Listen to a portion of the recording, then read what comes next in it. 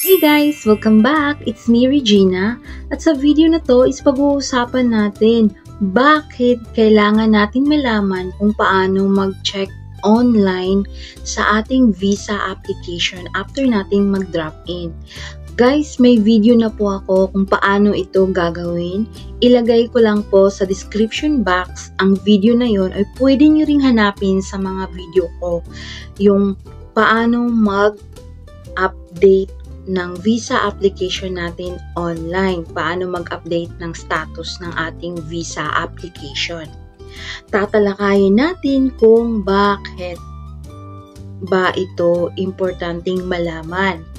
Yes guys, dahil sa ngayon is more on online na, napaka-importante na may alam ka kung paano mo ito i-update online. Napakadali lang guys, so panoorin yung video ko at mag-guide ko kayo kung paano nyo ma-update ang inyong visa.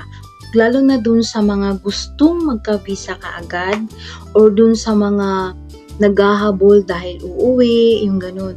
Dahil dun sa site na yun guys, dun sa pag-update ng ating visa application, ng status, kung may problema, may i-notice doon. Tapos kapag in processing pa ito, nakalagay naman is in progress. Ayan, tingnan nyo yung screenshot ko pag na-check nyo yan. So, kapag ito naman ay ma-approve na ganito din, yan din ang lalabas. Kapag may problema yan, may naka-note din doon. So, maganda talaga na alam natin kung paano ito i-update. Kaya guys, subukan nyo na, lalo na dun sa mga nag-a-apply ngayon, dun sa mga waiting pa lamang ng visa nila. Dahil ngayon talaga ay sobrang tagal na bago ma-approve ang ating visa. Ito po ay aabot ng 5 weeks and 3 days kapag nagwi-wait ka lang ng letter sa mailbox. Pero kapag once na ikaw ay marunong online, like for example, nag-update ka ng iyong visa, then after 5 weeks, makikita mo kaagad doon sa pag-update, makikita mo doon approve. So kapag yan ay nakita na na-approve na yung visa mo, pwede mo rin siyang gawin online kahit hindi pa nakarating yung letter from immigration. Same as me guys, hindi ko na inantay yung letter. Alam nyo ba na approve ako is pang 5 weeks. Exactly 5 weeks. October 12 po ako nag-drop in ng aking kontrata. And then na-approve po ito is November. Wait guys, check ko. It's November 16. Wait guys, check ko muna. Guys, sorry. Na-check ko na. So, dumating siya is November 16. October 12 ako nag-drop in. And then, na-approve siya. Nakita ko online is exactly 5 weeks. It's November 16. Nag-approve siya. So, exactly 5 weeks talaga guys. Pero, yung letter ko is na-arrive pa siya after 3 days. Wednesday yun. Bago ko pa na-receive yung letter ko. So, all in all, 5 weeks and 3 days. Pero, pag once na marunong ka online, marunong kang mag-update ng status mo, and then nakita mo na na-approve na ito, ay, ito yung advantage kapag marunong ka online. Pwede mo na kaagad ito bayaran through online. So, paano? Actually guys, gumawa ako ng video na to pero na-delete. Sorry guys. Pero, ilalagay ko lang din ang link sa description kung paano magbayad online. Yung link na online, doon ka magbayad. So, let's say, nakita mo na approve na. So, mag-payment ka online. Yung way of payment method is credit card, pwede rin Alipay, at pwede rin WeChat. So, ang ginamit ko is WeChat. So, after ko nakita na approve, so, pumunta ka agad ako sa site ng online payment for e-visa. So, attach ko lang dito sa screen yung link at ilagay ko rin sa description box. So, yun, dire-diretso na yan. So, kailangan yung reference number ninyo. All the time, kapag may ginagawa kayo online, kailangan talaga yung reference ng ating visa. So, yun ang sabi ko, kailangan kapag ikaw ay dun sa video ko sa visa online status, paano mag-update, is sinabi ko na kailangan isulat ninyo yung new application reference number. Kasi from time to time, kapag nag-update ka na yung visa status, hihingin na yun. So, yun na nga sabi ko dun sa video doon, panoorin nyo lang. Sabi ko, kapag pag-drop in ninyo, syempre, wala pa yung reference, yung panibagong reference natin. Meron tayo is yung old natin, yung current reference natin. So, yun yung ilalagay natin after natin yung i-put in dun sa fill upan.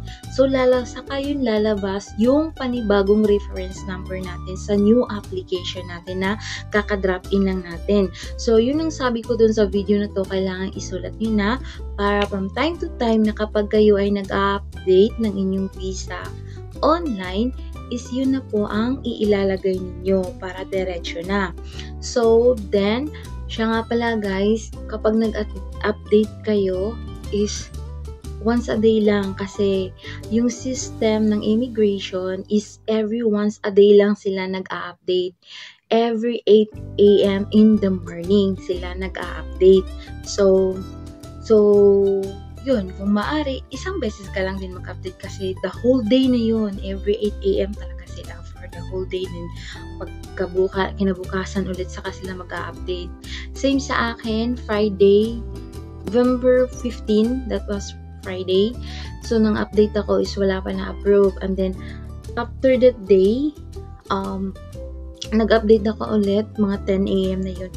So, ayun, dahil nag-update ang system ng 8 a.m., hindi ako na-check ng early in the morning kasi sobrang busy ko. So, 10 o'clock na, and then nakalagay doon, approve. So, yun na.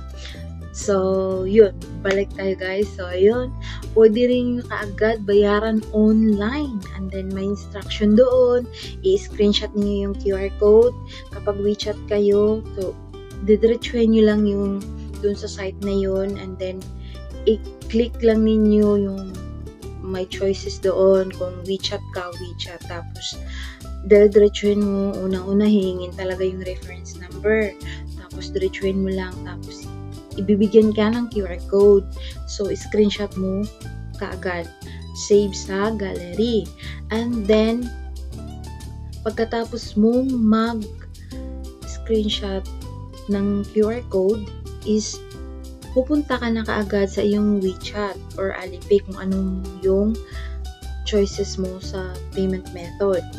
Sa akin dahil WeChat, so sinave ko, and then make sure din na may laman yung WeChat. Kung WeChat ang gamit mo, kung Alipay ka, make sure din na may laman yung Alipay mo na hindi bababa sa 230 kasi 230 yung bayad sa visa fee.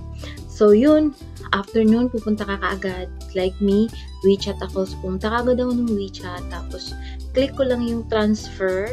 Tapos, scan QR code. So, nag-scan ako. Tapos, kumuha ko dun sa gallery. Dun sa akin nga WeChat. So, pag-transfer, QR code. So, download. So, yun. Tapos, i-scan na yan. I-scan ng WeChat. Sa akin, WeChat ha.